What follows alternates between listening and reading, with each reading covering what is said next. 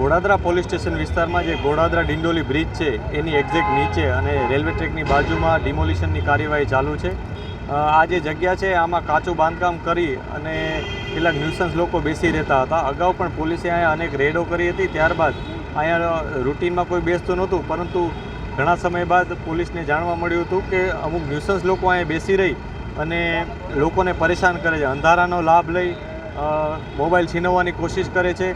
પછી પોલીસ જ્યારે આવે છે ત્યારે તરત એ લોકો અહીંથી ભાગી જાય છે। અહીંથી રેલવે ટ્રેક છે, ટ્રેક ચેન્જ કરી અને જે ડિંડોલી પોલીસ સ્ટેશનની હદ છે ત્યાં જતા રહે, ત્યાંથી બીજે જતા રહે છે।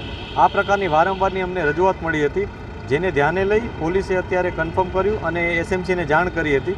એસએમસી આ બાબત કન્ફર્મ કરી કે આ જગ્યા છે એ સરકારી છે અને એના ઉપર જે બાંધકામ છે એ ગેરકાયદેસર છે, જેને ધ્યાને લઈ અને અત્યારે એસએમસીની ટીમ હાજર છે। એને તોડી પાડવા માટે અત્યારે એ લોકોની કામગીરી ચાલુ છે।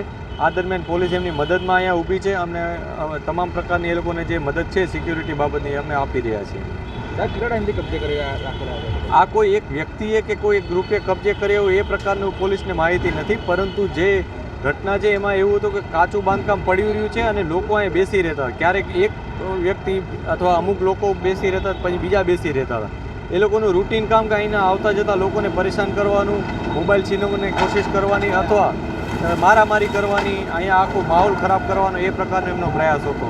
આ બધી વસ્તુને ધ્યાનમાં રાખી આ જગ્યાનું ડિમોલિશન અત્યારે ચાલુ છે।